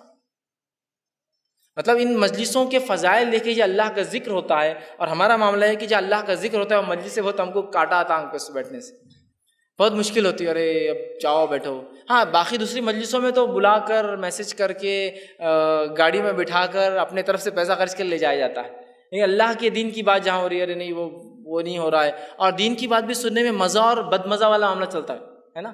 جمعے کا خطبہ سنیں, بہت مزہ آ گیا آج, بہت مزہ آ گیا. یہ کیسا مزہ آتا ہے میرے کو سمجھ میں نہیں آتا. دین کی بات سیکھنا ہے, مزہ اور بہت مزہ آ گیا آج. ارے وہ وہاں مزہ نہیں آتا. وہ مقرر ہے کہ ارے بہت مزہ آتا, ارے انہوں نے مزہ نہیں آتا. دین کی بات سیکھنا, اس مجلس کے فضائل تو سنیے. یہ نہیں کہا کہ وہاں بہت اچھا مقرر ہے, بہت مزے والی باتیں کر رہا ہے, تم کو ساری مجلس کا تذکرہ جو اللہ کا ذکر ہو رہا ہے, چھوٹی ہو سکتی ہے بڑی ہو سکتی ہے. تو اللہ پوچھتا ہے, فرشتے ڈھونڈتے رہتے ایسی مجلسوں کو, جب پا لیتے دوسروں کو بلاتے, جمع ہو جاتے آسمان تک. اللہ کو حالانکہ سب پتہ ہے, پھر بھی اللہ پوچھتا ہے کیا, کہاں پایا, کیا کر رہے تھے, کیا مانگ رہے. تو کہا اللہ جنت کا سوال کرتے ہیں, کس چیز سے بچنا چاہتے تھے, اللہ تجھ سے جہنم سے جو ہے بچنا چاہتے ہیں. اللہ کہتا ہے فرشتوں گواہ رہنا, میں نے معاف کر دیا. فرشتے کہتے ہیں اس مجلس میں ایسا انسان تھا جو یوں ہی آ کر بیٹھا تھا. اللہ نے کہا, اللہ سبحانہ وتعالیٰ فرماتا ہے یہ مجلس ایسی نہیں ہے جس میں بیٹھنے والا جو ہے بد نصیب ہو, مطلب وہ بھی اس کا فائدہ اٹھا لیتا ہے. اندازہ لگائیے اللہ کے ذکر کا کتنا بڑا فائدہ ہے. ہم کوشش کریں ایسی مجلسوں میں جائیں اور اس کا اہتمام کریں کہ اللہ کا ذکر ہو. ورنہ ہمارے پاس جو مجلسیں ہوتی ہے دنیاوی بات, فالتو باتیں, اور پتہ نہیں کیا کیا مجلس سجتی, مجھے بہرحال بتانے کی ضرورت نہیں. کوئی حرام کاریوں کی مجلسیں سجا رہا ہے, کوئی برائیوں کی مجلسیں سجا رہا ہے, اور لوگوں کو دعوت دی جاتی ہے. اور جب دینی مجلسوں کا بات آتا ہے لوگوں کی آنکھ پہ کانٹے کھڑے ہو جاتے ہیں, اس لیے کہ وہاں بہت مشکل ہوتی ہے, وہاں مشکل ہوتی ہے. بہرحال اس کو سمجھ نہیں. اسی طرح 17واں وہ بات, وہ گناہ, وہ عمل جس سے کرنے سے گناہ معاف ہوتے ہیں, وہ یہ ہے کہ گناہ کی بات فوراً اللہ کی طرف رجوع ہونا. گناہ ہوا, اللہ کی طرف رجوع ہو جائیے کہ اللہ مجھ سے یہ گناہ ہوا, اور توبہ کرنا فوراً یہ گناہوں کو معاف کر دیتا ہے. ابو ہریرہ رضی اللہ عنہ حدیث کے راوی, بخاری کی حدیث ہے, آپ صلی اللہ علیہ وسلم نے فرمایا کہا, حدیث کچھ اس طرح سے کہ نبی اکرم صلی اللہ علیہ وسلم سے جو ہے آپ نے فرمایا کہا, ایک بندہ ہے جو گناہ کرتا ہے اور گناہ کرنے کے بعد عرض کرتا ہے اللہ مجھ سے گناہ مجھے معاف کر دے. اللہ تعالیٰ کہتا ہے فرشتوں سے, اے فرشتوں میرا ایک بندہ ہے جسے معلوم اس کا ایک رب ہے, اور وہ اس کو معاف بھی کر سکتا ہے اور اس کو سزا بھی دے سکتا ہے جو ہے, اور جو ہے میں نے اس کو جو ہے معاف کر دیا. پھر وہ بندہ دوسرا جو ہے ایک اور بار پھر خطا کرتا ہے, پھر وہ کہتا ہے اللہ مجھے معاف کر. اللہ کہتا ہے فرشتوں میرا ایک بندہ ہے جسے پتہ ہے اس کا ایک رب ہے جو معاف بھی کرتا ہے اور گرفت بھی کر سکتا ہے, اور میں نے اس کو جو ہے معاف کر دیا. پھر وہ خطا کرتا ہے, پھر کہتا ہے اللہ مجھ سے گناہ ہوا. اللہ کہتا ہے فرشتوں میرا ایک بندہ ہے جو جانتا ہے اس کا ایک رب ہے جو معاف بھی کرتا ہے لیکن پکڑ بھی کرتا ہے اگر وہ جانتا ہے کہ دونوں ہو سکتا ہے. تم گواہ رہنا, اس نے مجھ سے 3 بار معافی مانگی اور میں نے اس کو جو بخش دیا اور اس کو معاف کر دیا. گناہ ہوتے ہی فوراً معافی مانگنا. لیکن میں نے شروعات میں بات واضح کر دی تھی, اس کا ہرگز معنی یہ نہیں کہ آپ گناہ کریں اس لیے کہ اب بتایا جا رہا ہے اتنے جلدی معاف ہو جاتے ہیں. جیسے بہت سارے لوگ ہوتے ہیں, لوگوں کو خوب تکلیفیں پہنچاتے ہیں, خوب اذیتیں دیتے ہیں, اور اس کے بعد کہاں چلے گئے وہ صاحب, حج کو چلے گئے, وہ حج کو چلے گئے. ایک صاحب مجھے بتانے لگے کہ میں ایک صاحب کے پاس گیا, وہ ایک سنستھا سوسائٹی چلاتے تھے, میں نے ان کو پیسہ دیا جاب کے لیے, وہ مجھے 5-6 سال ٹھگا دیا, کوئی جاب واب نہیں ملی. اس کے بعد میں ایک بار گیا اور کہا اب تو پیسے دے دو, اللہ تم کو معاف نہیں کرے گا. تو بولے میری معافی پہلے ہی ہو گئی. تو صاحب نے کہا ایسے کیسے, میں نے حج کر کے آ گیا نا. بولے تو جتوں کا پہلے لیا تھا حج کر کے آ گیا تو پورا کلیئر کر دیا, بولے پرانا اب میرے پہ نہیں رہا. تو اندازہ لگے گویا حج کو ہم نے ایک طریقہ بنایا گناہ کرنے کا. گناہ ہو جائے تو نیکیاں کرنے سے مٹ جاتے ہیں, لیکن اس کا ہرگز مطلب نہیں گناہ کرو اس لیے کہ نیکیاں پھر کرو تاکہ مٹا دو, ہے نا. میں جا کے آ کے حج کو مفتی صاحب نے بول دیا کہ وہ پچھلا سب ختم ہو گیا, بندوں کا بھی ختم ہو گیا اور اللہ کا بھی ختم ہو گیا سب. اندازہ لگائی. تو بہرحال تو اس حدیث کے اندر دیکھیے, وہ بندے سے خطا ہوئی, اس نے معافی مانگی, پھر خطا ہوئی, پھر معافی مانگی, پھر خطا ہوئی, پھر معافی مانگی, تو اللہ رب العزت جو ہے اس کی مغفرت کر دی. اور اس کے آپ نے حدیث فرمایا, حدیث کے الفاظ دیکھیے اس طرح سے, ایک مالک ہے جو گناہ بخشتا ہے اور جو ہے گناہ پر سزا بھی دیتا ہے. میں نے اپنے بندے کو 3 بار بخش دیا ہے, اب وہ جو ہے جیسے چاہے اعمال کرے, تو میں نے اس کی جو ہے مغفرت کر چکا ہوں, میں نے اس کی مغفرت کر دی ہے, معاف کر دیا اس کو. اس سے پتہ چلا جیسے ہی ہم سے گناہ ہو فوراً کیا کرنا چاہیے, اللہ سے گناہ کی معافی مانگنا چاہیے.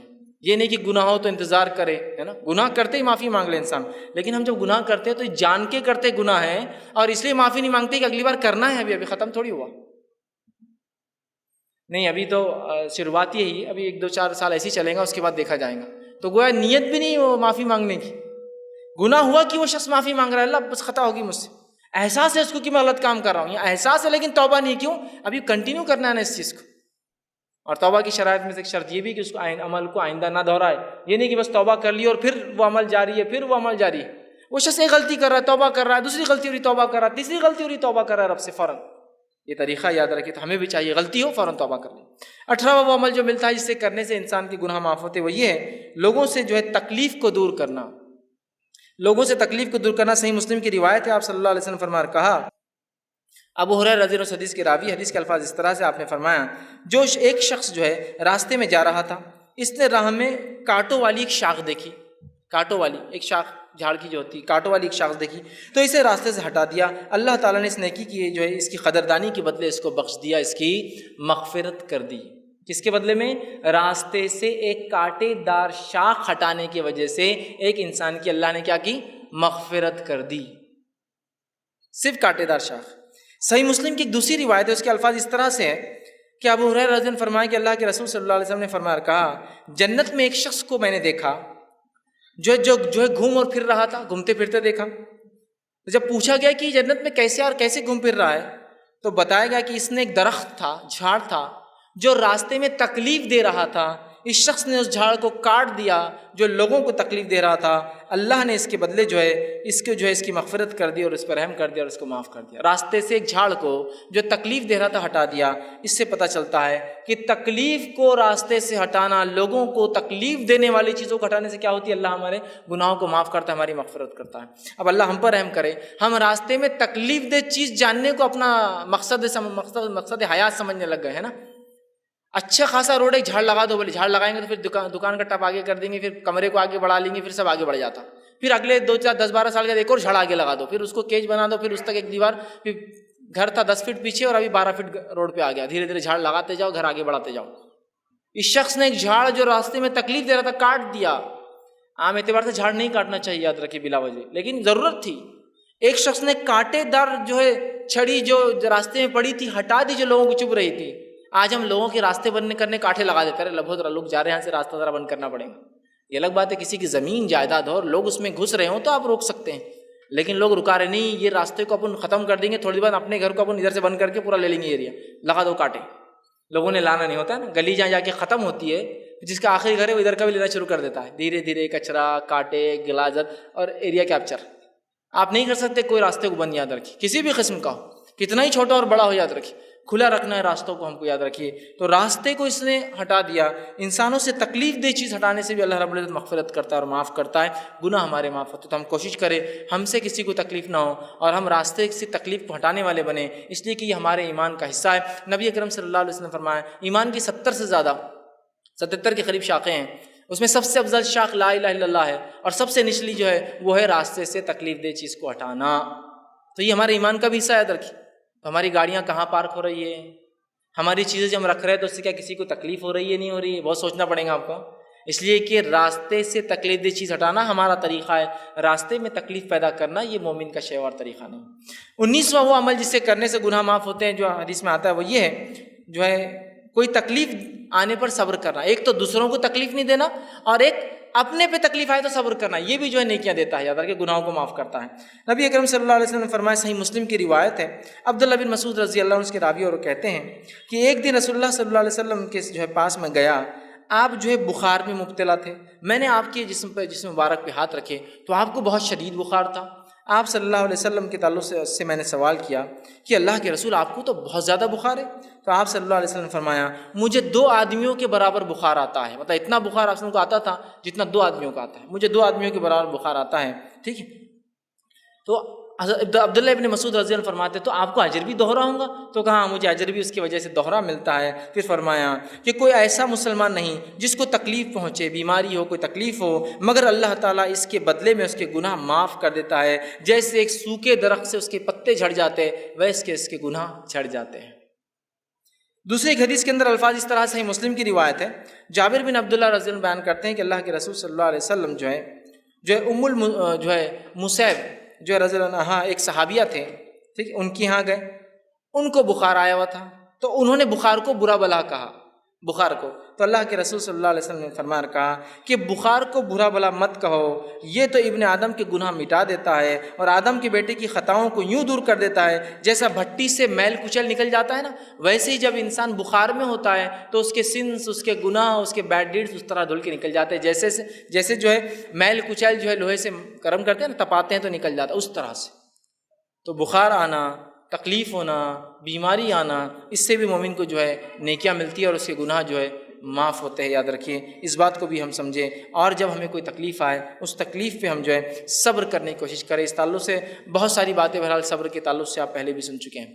20واں وہ عمل جسے کرنے سے گناہ معاف ہوتے ہیں، روایتوں میں آتا ہے، وہ یہ ہے کہ اللہ تعالیٰ کی رضا کے لیے حج یا عمرہ کرنا، اللہ تعالیٰ کی رضا کے لیے حج یا عمرہ کرنا۔ صحیح مسلم کی روایت ہے، آپ صلی اللہ علیہ وسلم فرماتے ہیں، ابو ہریرہ رضی اللہ عنہ حدیث کے راوی، انہوں نے کہا کہ اللہ کے رسول صلی اللہ علیہ وسلم نے فرمایا، جو کوئی اس گھر مطلب بیت اللہ میں آیا، نہ اس میں شہوت رانی کی، نہ شہوت رانی کی باتیں، نہ اس میں کوئی ایسا عمل کیا جو حج کو خراب کرتا ہے، اور نہ ہی جو ہے شہوت رانی کی باتیں کی، نہ گناہ کیا، تو حج کے بعد یہ ایسا پلٹتا ہے اپنے گھر جیسے اس کی ماں کے پیٹ سے ابھی اس نے جنم لیا۔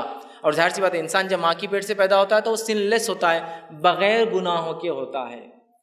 تو اللہ تعالیٰ کی رضا کے لیے حج اور عمرہ کرنے سے کیا ہوتا ہے، اس کے سارے گناہ انسان کے معاف ہو جاتے ہیں، لیکن یہ خالص اللہ تعالیٰ کے لیے کیا گیا حج اور عمرہ۔ اور ایک روایت میں الفاظ صحیح مسلم کے اس طرح سے ہے، جس کے ابو ہریرہ رضی اللہ عنہ راوی وہ فرماتے ہیں، اللہ کے رسول صلی اللہ علیہ وسلم نے فرمایا، ایک عمرہ دوسرے عمرے تک کے درمیان کے تمام لرزشوں کا کفارہ بن جاتا ہے۔ ایک عمرے سے دوسرا عمرہ جب انسان کرتا ہے تو بیچ کے تمام گناہوں کی لرزشوں کا یہ کفارہ بن جاتا ہے۔ تو حج اور عمرہ اللہ کے لیے ہم خالص کریں، یہ گناہوں کے مٹانے کا سبب بنتا ہے۔ اللہ ہم پر رحم کریں، ہم نے اپنی عبادتوں کو دکھاوا اور ریا کا ایک ذریعہ بنا دیا۔ حج بھی کرتے ہیں تو اس لیے کرتے ہیں کہ اب سب نے گھر میں کر لیا تو سب ہم کو بول رہے تم نے نہیں کیے، کہ تم نے نہیں، چلو میں بھی چل جاتا ہوں۔ اندازہ لگائیے، حج اس لیے کر رہے ہیں کہ اتنی دعوتیں کھا لی ہے لوگوں کی کہ اب شرم آ رہی ہے، تو لہٰذا اب اپنے بھی ضروری حج کو جانا چاہیے تاکہ کوئی آ کے ہمارے گھر بھی کھائے۔ اندازہ لگائیے اس حد تک ہو رہا ہے۔ تو حج کو ہم دکھاوے کے لیے نہیں، خالص اللہ کے لیے کریں، سارے پچھلے گناہ معاف۔ دیکھیے پہلے نماز کے تذکرہ آیا، اب حج کا آ رہا ہے۔ فرائض سب سے اہم چیزیں یاد رکھیے، اس کو ادا کرنا یہ سب سے بڑی چیز ہے، اور یہ گناہوں کے معاف کرنے کا سب سے بہترین ذریعہ، اللہ سے نزدیکی کے سب سے بہترین ذریعہ۔ فرائض کے بعد نفل کرنے سے اللہ اور خوش ہوتا ہے، یاد رکھیں، لیکن خالی نفل کچھ کام کے نہیں جب تک فرائض نہ ہو۔ بہت سے لوگ ہوتے ہیں فرائض چھوڑ دیتے اور نفل میں لگے ہیں، فرائض کے بعد نفل اللہ قبول کرتا ہے، یاد رکھیں۔ اسی طرح 21واں عمل جسے کرنے سے گناہ معاف ہوتے ہیں، وہی یوم عرفہ اور عاشورے کے دن کا روزہ رکھنا۔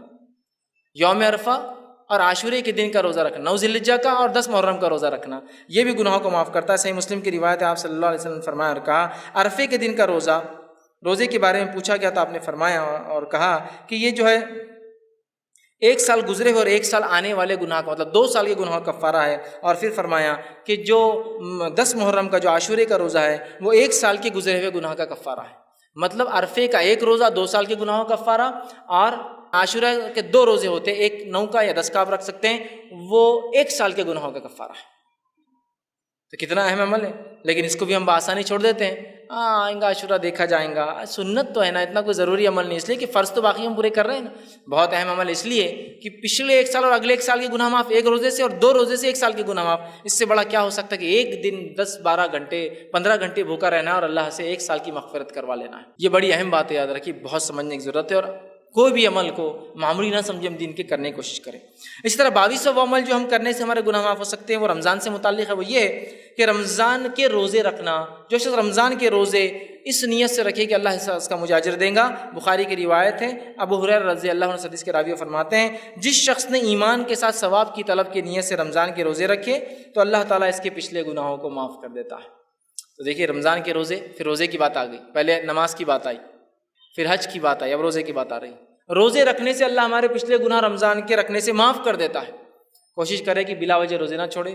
خاص طور سے دیکھا ہے تو عورتیں بہت روزے چھوڑتی ہیں، مرد بھی چھوڑتے بہانے اور بڑے ان کی عادتیں اور لت اور فلاں فلاں، لیکن عورتیں بہت وہ کرتی، اس لیے کہ والدین بولتے نہیں بچی ہے، ایک بچی کمزور رہتی بچیاں، اس لیے ہم روزہ نہیں رکھا ہے، اور وہ کمزوری اور نہیں رکھانے میں شادی ہو گئی، پھر اس کے بچے ہو گئے، فلاں ہو گئے، بیچاری کو عادت ہی نہیں لگی روزے کی کبھی۔ روزہ رکھے تو چکر آ رہے، روزہ رکھے تو گر جاتی، روزہ رکھے تو ہیموگلوبن کم ہو جا رہا، روزہ رکھے تو فلاں ہو جا رہا، روزہ رکھے تو یہ ہو جا رہا، عادت نہیں ہے نا۔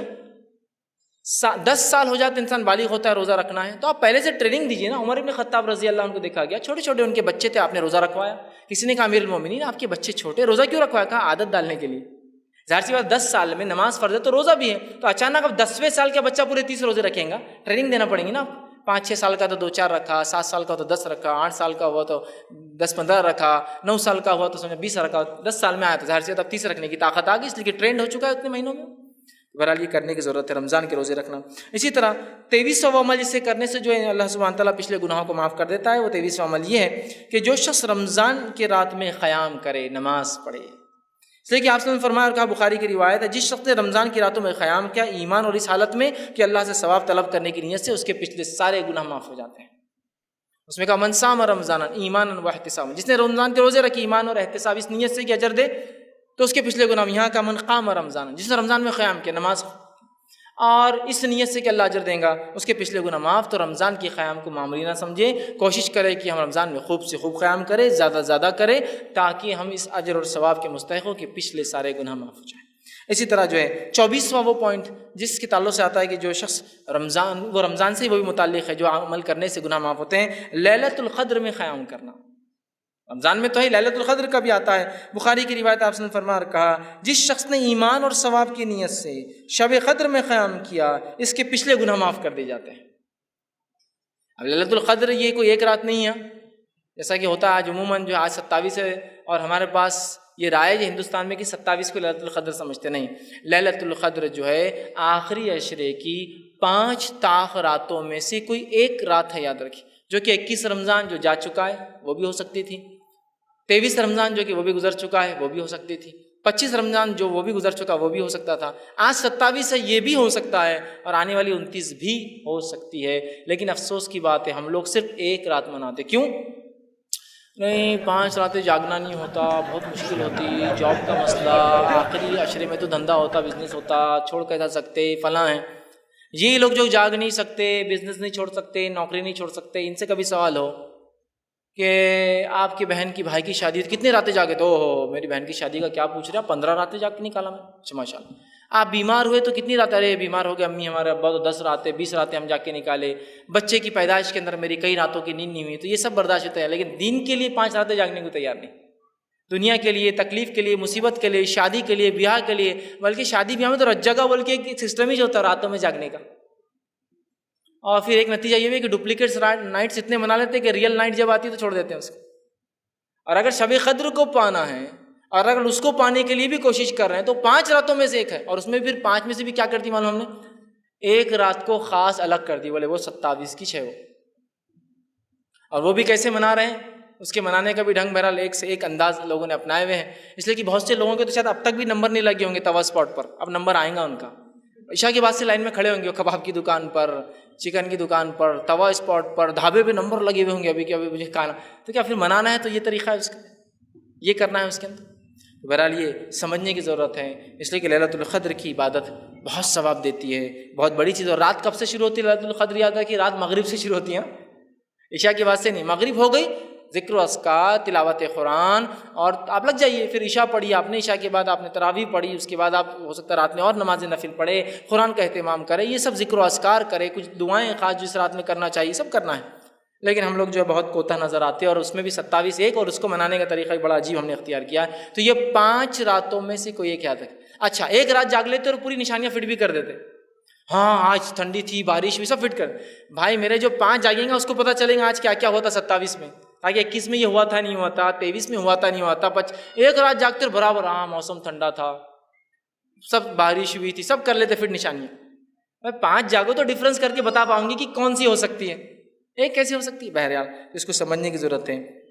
25 اور آخری عمل جو انسان کرنے سے جو ہے اس کے گناہ معاف ہوتے ہیں، روایت میں آتا ہے وہ یہ ہے، صحیح مسلم کی روایت ہے، جو شخص اللہ کی راہ میں ہجرت کرے اس کے پچھلے سارے گناہ معاف ہو جاتے ہیں۔ اللہ کی راہ میں ہجرت کرنا، ہجرت سمجھتے اللہ کے راہ میں ہجرت بولے تو یہ نہیں کہ میں یہ شہر سے وہ شہر جا کے بزنس کے لیے جائے، ہجرت مانا ایک بستی اور شہر میں جب آپ کو اسلام پر عمل نہ کرنے دیے جائے، اس بستی اور شہر کو آپ چھوڑ کے دوسرے ایریا میں جائے، جیسا اللہ کے رسول صلی اللہ علیہ وسلم صحابہ جو ہے مکے میں جو عمل نہ کرنے دیا تو کچھ لوگ حبش گئے، اور اس کے بعد جو ہے مدینہ میں ہجرت ہوئی۔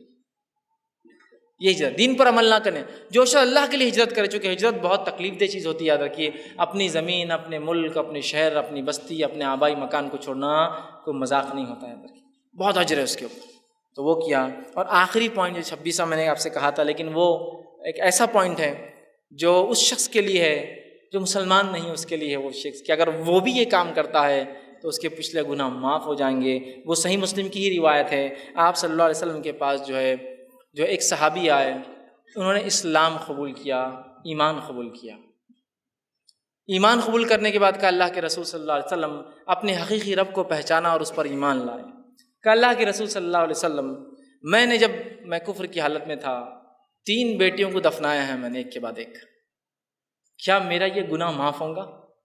اور ایک دوسری روایت میں جب خالد بن ولید رضی اللہ عنہ ایمان لائے تو انہوں نے بھی جب ایمان لایا اللہ کے رسول صلی اللہ علیہ وسلم کے ہاتھ بیعت کیا تو کہا اللہ کے رسول کہ اللہ میرے پچھلے گناہ معاف کرے گا جو میں نے اسلام کے خلاف جنگیں لڑی ہیں اور صحابہ کو مارا تھا، آپ نے شہید کیا تھا، کہ اللہ معاف کریں گے؟